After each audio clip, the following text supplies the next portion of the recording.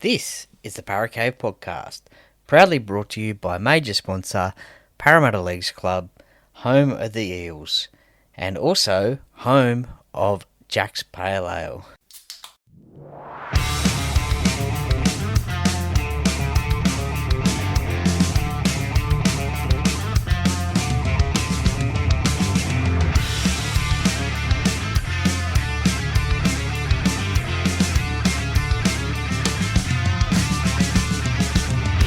Welcome to another episode of the Para Cave Podcast. And now over to your host, Troy Warner, broadcasting live from the world-famous Para Cave.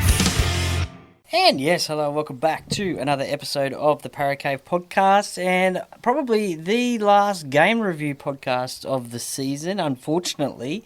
And it is the Eels and Bulldogs game review from the NRLW, round number 11.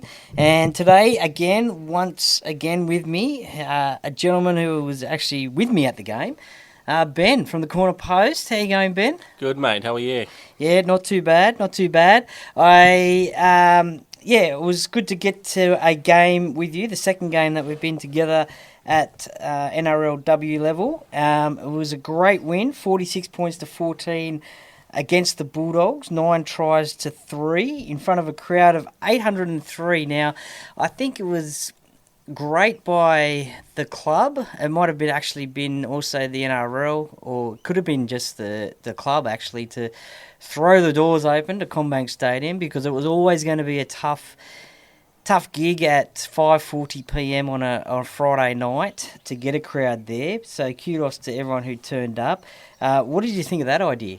I think great idea for starters. But 803, that felt like there was a lot more there than 803. Yeah, that was the attendance record that they've got here on the NRL website. But it was definitely loud. Yeah. There was a lot of passionate fans there, and a lot of colour and a lot of noise, and definitely didn't feel like 803. If it was 803, then 803 very passionate fans, because it definitely felt like a home game.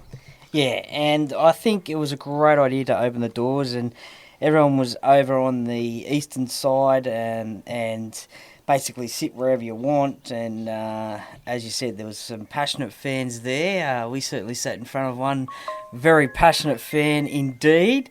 But there was a lot of passionate fans there. Great to see some familiar faces in the crowd. Now, going into the game just quietly, what were your thoughts going into the game? Were you confident? Yeah. Always confident when you verse the Bulldogs. It's always a good match, no matter what level it's at. I had fun. It was a good match. It was a good way to end the season. Unfortunately, it did end our season, thanks to Canberra going 0 for 3 across the grades. Can never trust them to get anything right, can we? Yeah, no, that's it. I mean, I think, Eels fans and I guess the team were so full of hope after winning that game. And were relying on Canberra to beat the Titans. Now, Canberra, they were going pretty all right. From what I saw, they were up 16 points to 8, and it managed to get to 16 all.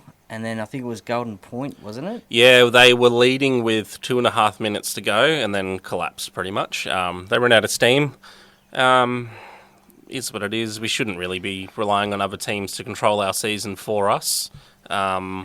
But that's what it came down to, and we were 2.5 minutes away from finals footy. But that's how these things go sometimes. We still do have New South Wales Cup finals to look forward to. The boys have made the preliminary final there, which is Saturday, I believe, at midday in Cogra. I believe we're versing the Warriors in that one, so we do at least have that to look forward to. NRL season's over, NRLW season's over, but New South Wales Cup still to come. That's true, and we'll get behind the boys, that's for sure. The Warriors, I believe that'll be our first cup final since the Wenty days too. Yeah, wow. If we do happen to make the grand final there. Yeah, a long time between drinks, and I think the Warriors, they've been one of the form teams, I think, this season in New South Wales Cup, so they're going to definitely going to be a hard beat. But they did get beaten by the Dragons to get pushed into that prelim. So Dragons have gone straight through to the grand final. And the Warriors now get to face us. So tough matchup. It is. It is. Well, back to the NRLW, and it was 46 points to 14. They really put pretty much a clinic on, but it was only 14 points to 8 at half time. Kiana Takarangi, she got a try, the opening try of the game. And then one of the players that you like watching, Fleur Gin, got the second try. Yep, she's impressed me very quickly. Getting out there to see her in person was a treat, I must say. I think she's got a really good career ahead of her. Did manage to stay around a bit longer and talk to a few of the players. Got to talk to Fleur as well after the match. That was definitely a fun experience and a great experience. My favourite there was actually your favourite, Elsie. She was she was a great talk. Had plenty of time for us. A couple of the boys wanted to stay around to get some stuff signed while they had the chance. I tagged along for the ride, and yeah, Elsie was fun. She was a good person to talk to and had plenty of time for us, which is always great. Some players tend to push you away in those situations, but Elsie was really good. She was a fun talk and really enjoyed the night. Well, speaking of Elsie, she scored a try in the 43rd minute, and just seeing some of the runs that she made, I think it was 160 metres in the game. And just some of the runs that she made were unbelievable. They struggled to put her down. She got the Eels right on the front foot. And that try that she did score was just, sort of pure determination and got across the line. Yeah, we were right smack bang in the middle of that one. We were eye to eye level with that ball hitting the try line, so that was a good fun experience. It's easy to forget with Elsie that she's still only 29. She's still got a lot of footy ahead of her. I think she has the potential to be one of, if not the forward of the competition there. I think she definitely could go on to have that elite level footy tag put on her. Same way as we have in our men's game with the likes of Paulo and Moses and whatnot. I think she is a competition heavyweight, which, if not for injuries, she's probably is on top of that mantle. I mean, you've got your Panatanis, you've got your Owens, you've got, those great players that we see throughout the squads of the NRLW. But for me, she's the pinnacle. She is absolutely unbelievable runner of the ball. She knows how to finish, and she's just impossible to take down. When she's fit and when she's healthy, which I hope she does stay fit and healthy for many years to come for Parramatta, I think she could be a key ingredient to a premiership.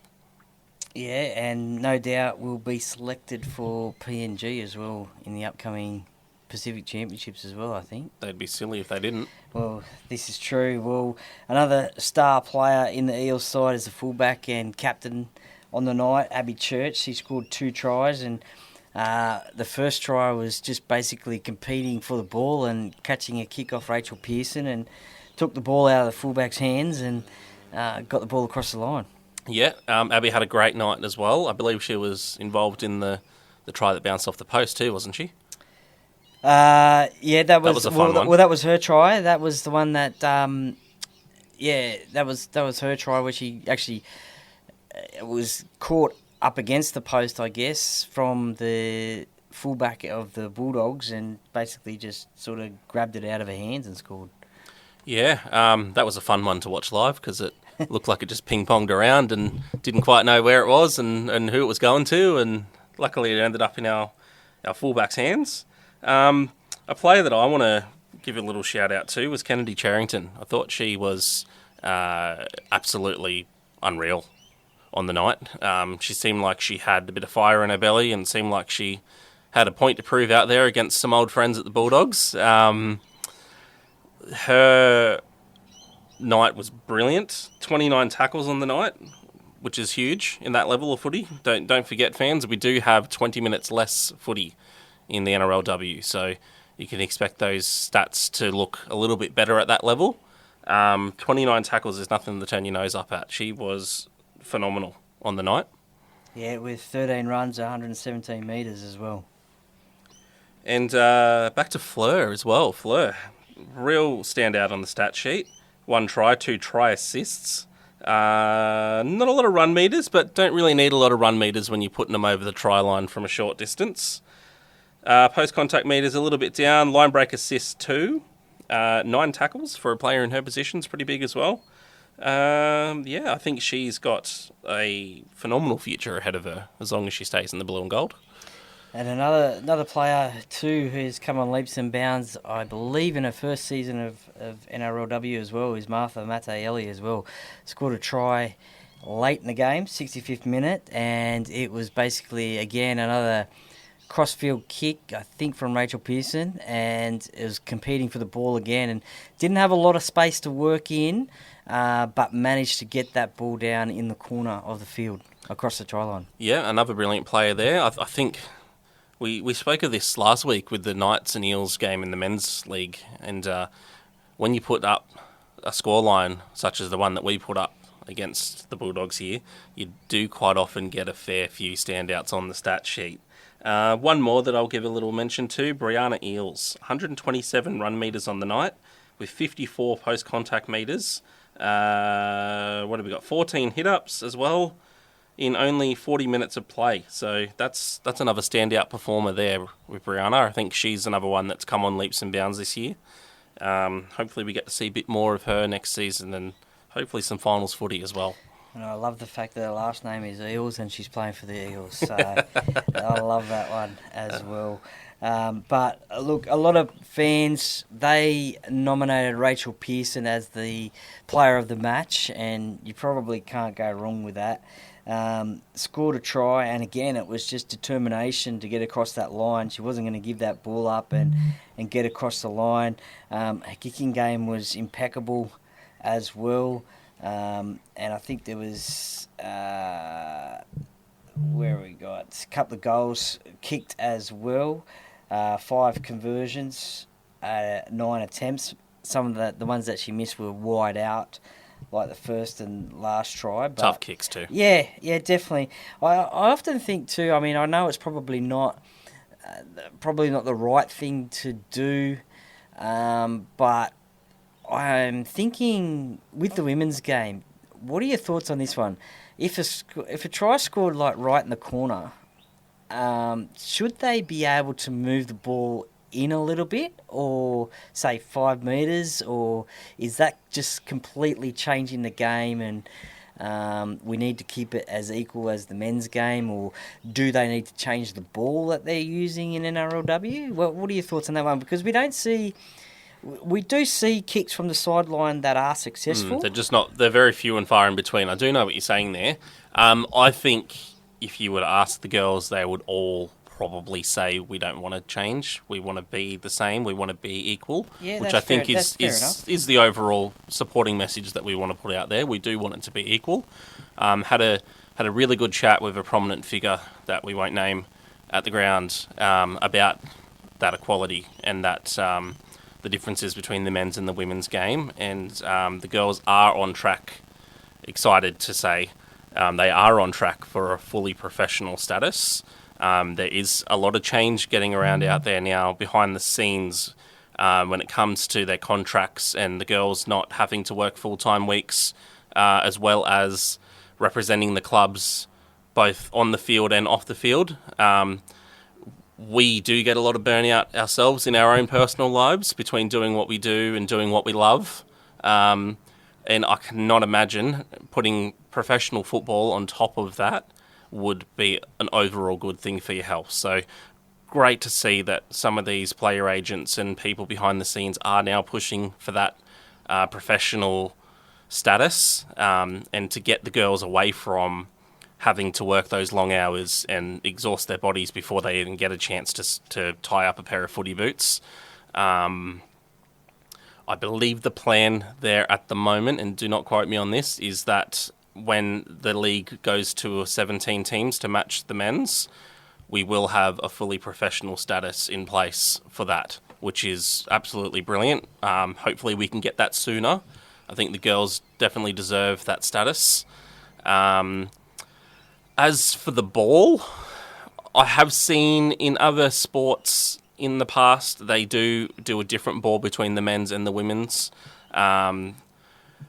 I won't go on the spot and name a few of them, just in case I am a little bit wrong on the information that I'm thinking in my mind. But Is the AFL ball I was different? thinking the AFL, and I was also thinking of hockey. I don't Okay. know if hockey does any major differences between their men's and women's league, but I know there is a few key differences there that they do to sort of bridge the gap in physicality between the men and the women. Obviously, men and women are anatomically different. I cannot say that word. Anatomically? Anatomically Is that different. the There one? you There go. you go. That's the one I'm looking for. Our anatomies are different. Yeah. That's a proven fact of science, and it's a gap that women unfortunately do have to bridge if they want to emulate the men's game rather than creating their own game. I love the game the way it is. I think it's a great product. It's a great watch. It's something that I definitely put my full support behind. If they want to leave it as it is, all credit goes to them for making that decision. But I think if we were going to look at anything, I probably wouldn't be looking at moving the ball in off the sideline. I'd probably be looking at maybe a different ball, Okay. maybe a different type of air in the ball, like a more helium-based option to help the ball travel a little bit better. But really, it's only goal kicking that we're seeing the problems with. They're still able to get height under the ball for a high bomb. They're still able to grubber the ball the normal way. It's really maybe you just change the ball for the goal kicks. Yeah, I just feel I feel disappointed for the goal kickers though, because we know that they're great goal kickers. I mean, they probably better, or definitely better than me. But whenever there's a try scored out wide, more times than not, it's not going to be converted. And as I said before, there are girls out there that can convert from the sideline and have done. But I just think that more times than not, it doesn't happen. So, it disappoints me because I know that they're great goal kickers and can get that ball across the post. It does spoil the product a little bit when you have an 80th minute try that, you know, it's going to be a 2-point difference and she's got to get the kick to send it to golden point, and you just know in the back of your mind it's not going to go over. Yeah. It does sort of ruin the experience a little bit there. Maybe we can look into a different ball for goal kicking just to help the girls out a little bit there. I think that might be a way to go, but I think there is much richer and smarter people than us that are making those decisions. So True, very true. I think we'll stick to our microphones and we'll see if anything comes of that idea. Hopefully, there's some influential people listening that can take some advice on board. But give the girls a hand, guys. Yeah, well, you never know who could be listening to this, so stay tuned for that one. Ruben Cherrington, she scored a try as well. Now, she was actually involved in an alleged bite situation with Holly Wheeler. Now, I've had a look at the replays. I can't see anything in there in terms of what has happened, but we were at the ground and we saw Holly Wheeler and Taylor Preston come over to the referee after the try was scored. I think it may have been. It was one of the other tries. I'm not too sure if it was her try or not, but it was. They were complaining about that. Holly was pointing to her arm, and she didn't want to go on with it at the ground. It was actually the match review committee that actually pulled it up, and so that will go to the judiciary. So, I mean, they're always a bit of a hard one to actually fully prove. We have seen in the NRL a couple of bites, allegations and judiciary hearings of over the last few years. The last one that comes to mind is Kyle Flanagan and Stephen Crichton. That one, and then there was, I think, Kevin Proctor and Sean Johnson a couple of years ago now, but we just have to wait and see what happens there. It's a bit of a Suarez for all our football fans out there. Yes, but we'll just have to wait and see what happens there, what comes of that one. But as we mentioned, unfortunately, it was the end of the NRLW season for the girls. They ended up finishing in 7th spot, 1 point behind the Gold Coast Titans. But how good was it to see in the sheds the team song being played and Coach Steve Georgalis being drenched in water? Yeah, did see Steve after the match as well. Steve seemed to be in good Was spirits. he dry He was dry. at the time? He was dry. I hadn't seen that because I was actually outside with the boys waiting for the girls to come out for some autographs and whatnot. Was wondering why his hair was wet. So I guess that solves that mystery. Great coach, Steve. I think he's the right man to lead the girls in the right direction. Seems like a consummate professional. Hopefully some changes in the off season can get the girls over the line there. But what did you thought of Steve so far in his tenure at Parramatta? Because I think we've had a couple of moments over this season where we've looked a little bit spotty. We've had a bit of inconsistency rack the team up a little bit, which I think's probably where they'll be most disappointed when they look back and do their own in-house review of the season. But I think the highs are much higher than the lows. Yeah, look, I think it was... well, first of all, I think it was great to see that they did drench him in the team song, because it just shows you the camaraderie they have all together, and getting him involved as well. Last year was a little bit of a difficult year for him, I guess, because you had Rachel Pearson out, you had Elsie Albert out for a long time. This season was a little bit of a different one, as you said, a little bit of inconsistencies. Started off the season great, beating the Sharks. Always a tough job to go to New Zealand. Brilliant against the Raiders, and then their first home game at Eric Tweedale Stadium that you and I were at. Went down to the Knights, and then a win over the Dragons in Magic Round. Probably the game that really sort of cost them, I think, of a finals berth, was a game against the Cowboys at CommBank Stadium. They went down 14 points to 10. Had they have obviously won that game, they would have been playing finals this weekend. The next two games after that one, look, they were always going to be difficult against the Broncos and Roosters to get a victory. And then another disappointment was losing to the Titans up there on the Gold Coast, but then finished the season strong against the Tigers and also the Bulldogs. So again, good signs there. Unearthed a few new players this season, which was good. Really shout out Fleur. Yeah. Fleur, Martha, Mattaelli, Tiana. Kiana. Kiana. Sorry, I've got Penatani in my brain. Former Eels captain. Thinking too far ahead to my next point. Yeah. Unearthed a few new players. Obviously missed this season Rory Owen as well, strike centre. And also Cassie Tohuhiku as well, 5'8" as well. So both great players there that unfortunately we've missed this season for the majority of this season. So, there is good signs, and I definitely feel that next season the finals is the goal. I mean, you have your top teams in this competition at the moment. I mean, obviously the Roosters and Broncos are a real standouts. Your Newcastle Knights, they're right up there as well. But then pretty much you could throw the Sharks in there, but pretty much everyone else, I think anyway, is on a level sort of playing field. So there's definitely a top 6 position available next year for the Eels women. Yeah, look, I definitely do have the Sharks up there. I have them at that level, which is why I did have a lot of optimism heading into this season. Watching, I believe it was Kennedy Charrington on the Matty John show prior to the season launch, she showed a lot of swagger and a lot of confidence in her side, and she did call her shot on beating the Sharks in round 1.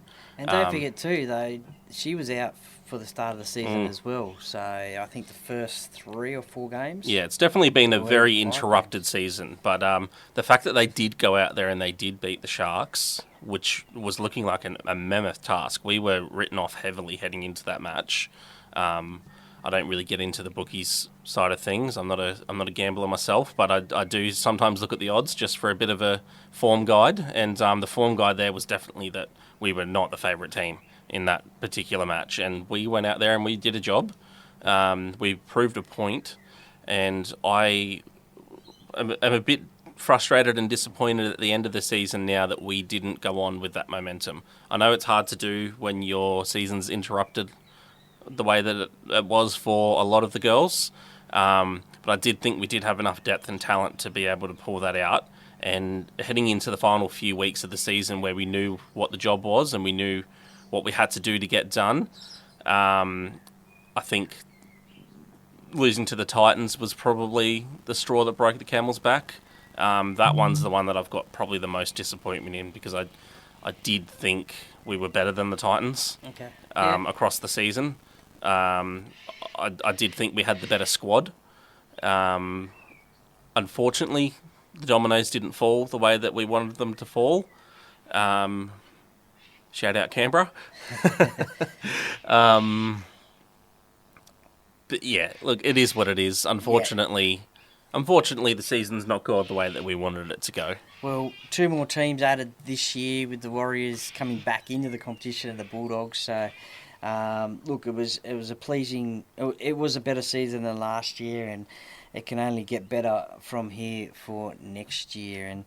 And look, the girls, they went out on a harbour cruise and celebrated, I think, the season over the weekend and enjoyed themselves. So, definitely looking forward to next year. Now, I've got an interesting topic of conversation to bring up here on the NRLW. When do you think is the right time to complete that expansion? Well, I mean, as you mentioned before, it'd be great to have 17 NRLW teams. There are only 5 off it. I think people are saying, look, there's not enough talent in this competition to fill another 5 teams. Because we certainly don't want to get to the point where we're scrambling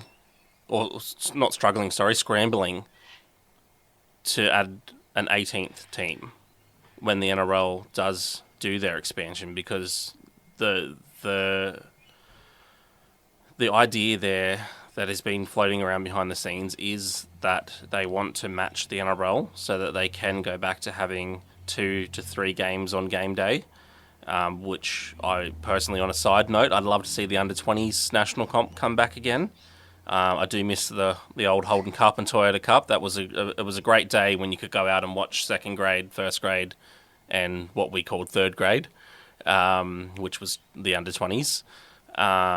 Do miss those days. They do feel like the glory days a little bit. Adding the NRLW in there, because I do believe a national reserve grade is probably out of the question at this point in time. But a national women's grade is definitely not out of the question, in my opinion. But we don't really want to get to the point where we're in a rush to make too many teams. I think we do need to knock a couple of teams out straight away, because we don't want to, as I say, we don't want to get to the point where we're struggling to field another 6 or 7 teams because we've done it in too much of a hurry. I think the time is right now to add 2-3 more teams, and then we maybe look to add a Perth Bears or a PNG team or a second New Zealand side, or whatever the NRL decides to do when they do expand to 20 teams, because that's probably imminent as well. I don't think we're going to stop at 18. I don't think we're going to stop at 20. But I think we've got to get the girls' game on par with the boys' game sooner rather than later. Well, we need to fill that complement. The Storm, the Panthers, the Sea Eagles, the Rabbitohs, and also the Dolphins need to put women's teams into the competition. And the talent pool in those areas too is large enough. Well, if you look at it, if you look at this year's competition with the NRLW, the Roosters are undefeated so far. So I dare say if they lost a couple of players, it wouldn't matter so much. The Broncos have only lost 1 game this year. So again, if the Dolphins came into the competition, I'm sure if they lost a couple of players, it would bring them back down to the level playing field. The Knights and Cowboys, they've lost 4 games this season. So when you have a competition, you don't want to see one or two dominant teams every single year. So I think if those talent pools were diluted a little bit and those new teams came in, I think it would bring back an even playing field, and you'd see a few more teams up and down the ladder each and every year. Look, I mean, the West Tigers, they've been in the competition for a while. I thought the Raiders would have went a little bit better this year as well. So, look, I mean, you only got to try it, don't you? If you get the funding behind you from the NRL and sponsors and the like, and you have the facilities to train out of, and you have the right coaches as well, then I'm sure they can make a fist of it. Yeah, and the big thing to remember here, circling back as well, is this is not a professional league at the moment. These girls are working full-time jobs. They are working as nurses, as trainers, as members of the clubs. They're all got things that they do outside of football.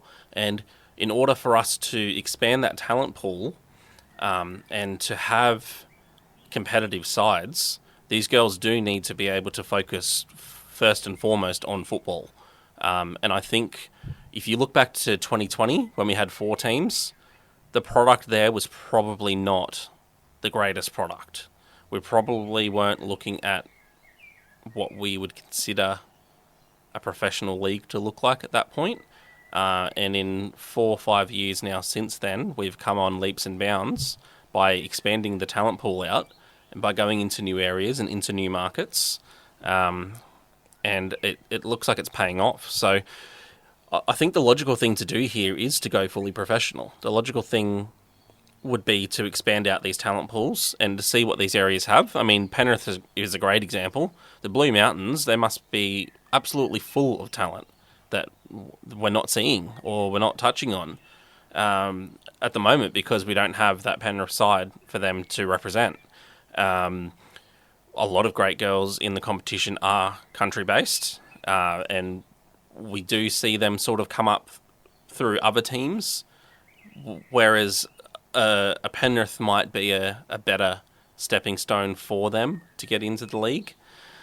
I think the one that I would probably worry about the most would be Melbourne, as a unfortunately tragic fan of the now deceased Melbourne Rebels rugby union side. The talent pool there in their women's comp wasn't great. I feel like they would need to probably poach some players from a few other teams before they do get their system up and running. I mean, I'd love to be wrong. Don't get me wrong. Would love to be wrong. Melbourne's a great place. I did live there for quite a fair chunk of my life, and I do think it's a place that is brimming with talent. But maybe it was just the Melbourne Rebels organisation that wasn't able to get that right. The Melbourne Storm seem, from the outside looking in, to be a much more professional organisation who I'm sure would do a brilliant job at that. But they have not always seemed to be a team that prioritises the grades other than the NRL. Their second grade has always gone through other feeders. They've never represented themselves in second grade. At one point, they even had a technical alliance with the Cronulla Sharks in second grade. At the moment, they're feeding to the North Sydney Bears in the New South Wales Cup, who are sharing with another club. They also still feed into the Queensland Cup across, I think, 3 or 4 different clubs there. Well, I guess that's only because they've got competitions in New South Wales and Queensland of reserve grade standard. They don't have the competitions down in Melbourne for their base team. So their reserve grade players or the players that don't make first grade are going to play somewhere. So yeah, well, there was an Albury Thunder team that was supposed to come through a few years ago now. That they did have everything set up. They had the funding in place. They had everything ready to go, and then for some reason the Storm pulled out at the last second. They pulled the pin on that organisation, and in favour of staying with what they do now. I believe Albury were supposed to join the New South Wales Cup. Probably makes logical sense having a team on the border of New South Wales for them. A lot of teams we see have done that in the past as well.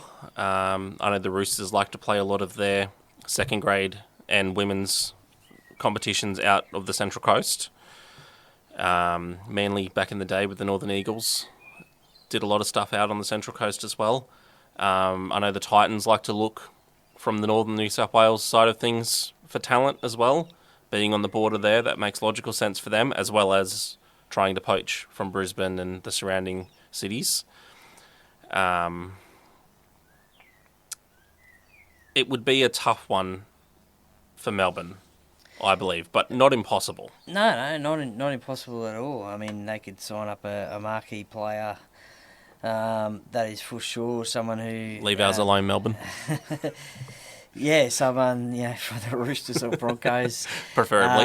Maybe who's looking for a final big payday, but the thing is, it just needs to go full time professional, and the NRL have got to get behind it and fund it and give a little bit more money than what they are giving now. But look, I'm sure there are plans in place for a couple of years' time for another couple of teams to come in. I know that Penrith's got a Harvey Norman team in their competition, so they are starting to play more women's teams in competitions. So, and the junior game is growing a lot as well. The participation rates are getting higher as well in the women's space. So it will happen, but yeah, it'll be a great spectacle to have 17 teams or 18 teams aligned with 18. Have 18 NRLW teams aligned with 18 NRL teams. It is probably logically feasible that does happen by the time that the Bears come in. So we probably would be looking at lining it up with 18 teams. Yeah. I don't think it's realistic before the expansion. Given 2 years to make another 5-6 teams is probably out of the question. But what do you reckon an ideal timeline would be? Oh, probably, I guess... Realistically, anyway. Well, I don't know, maybe do it 2 at a time over the next 10 years, maybe? Yeah, I'd like to see it a bit sooner, personally. Or over the next 8 years? Yeah, I think we can get 3 to 4 in within 5 years, for sure. You could do, you could do 2... What are we in, 25, say 27... 2 come in 27. I believe Perth would have the junior base to be able to support a women's team, a professional women's team. Perth, there's a lot of land over that side of the country that nobody's touching. We've seen a lot of great players come. I guess they just have to wait and see how the NRL side goes first, I guess, in terms of how successful that one is, with all the crowds and the team in the league as well, see how successful they go in their first year, whether they then think about going for a women's side.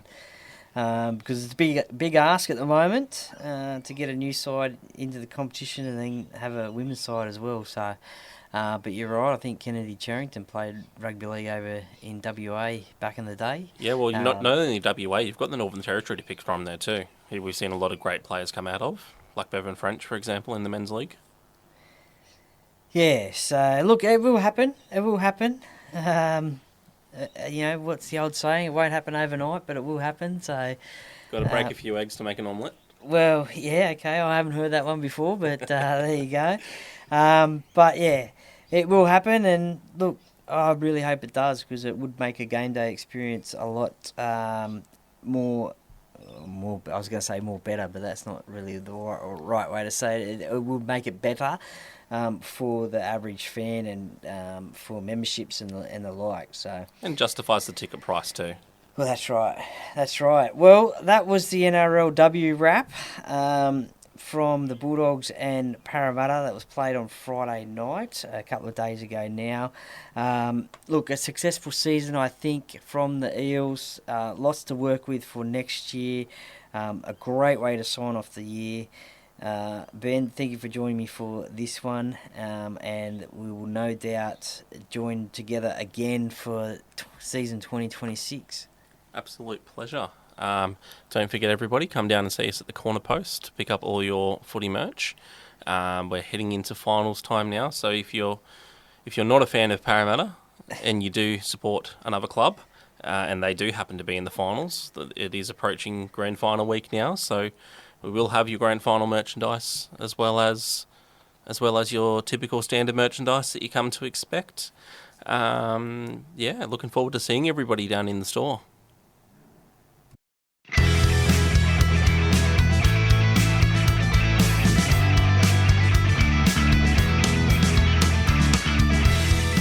Thank you for listening to another episode of the Paracave Podcast. See you next time.